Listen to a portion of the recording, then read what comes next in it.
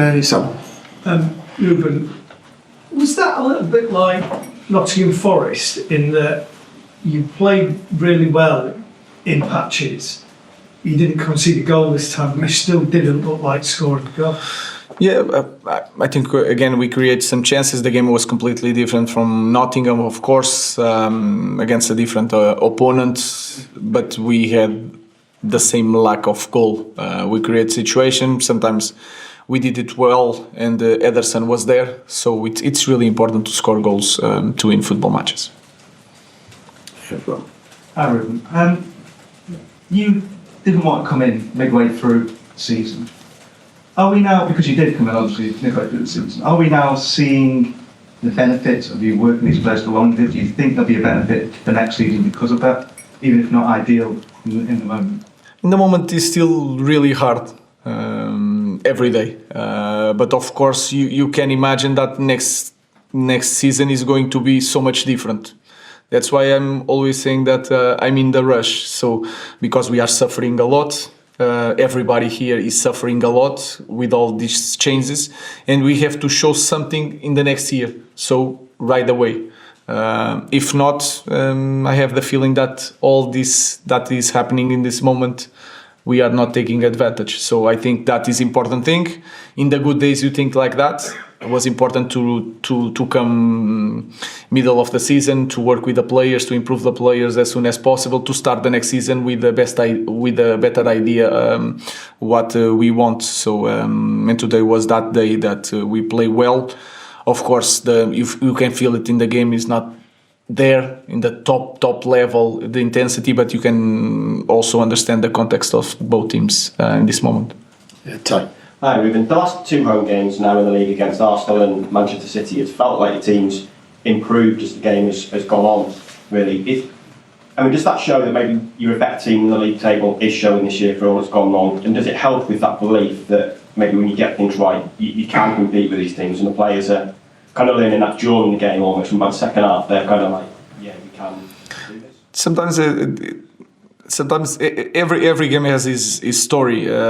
We need to sometimes to give time to the team to understand the game and then to face the game. If you remember the first games at home, we suffered a goal in the first 10 minutes, and that can change the momentum, can change the way we face the game. The strategy is we have to forget the strategy because we are 1-0 down in the first minutes. I think these players proved. Not just this season, but in the seasons before, then when they are like this, really focused, they can win any game. Laurie. Hi, Ruben. Casemiro wasn't in your team for a period before, but now he seems to be, a pretty major feature of it. What does that show for next season? Obviously, he's got 1 year left on his contract. He said he wants to save it on the big wages. How has he come back into your thinking? We need the important thing is that Casemiro he won everything with Real Madrid. He wasn't playing because I understood in the moment that he was not the best option to the way we want to play. But he continued to work. So I look at my players in the same way. If you work, if you improve what we ask of them, they have the opportunity. If they play well, they continue to play. So that was the situation of Casemiro. The credit is all the player. So he's our player and continue to be our player. Yeah, Dave.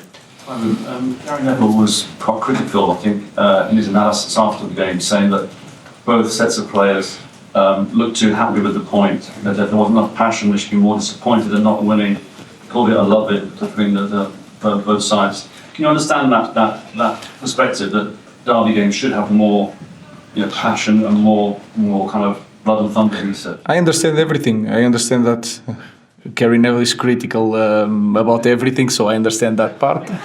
And then I understand that we are not fighting. We are in the moment that we are doing the worst season in history.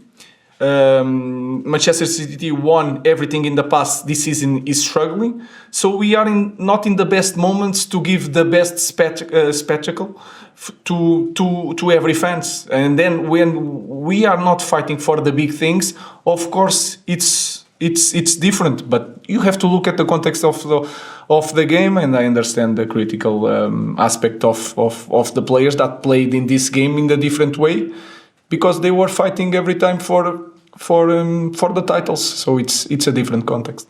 Last question, Rob. Hi Ruben.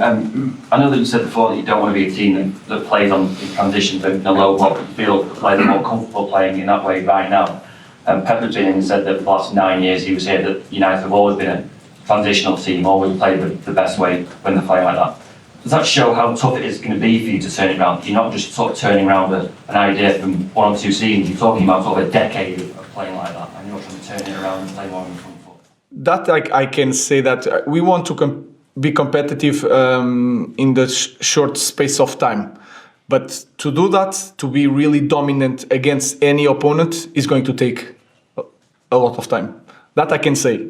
So we have to use different weapons of playing a different style when we face different opponents. And in that way of playing, City is maybe the best team in the world, and they are doing, like you said, for a while.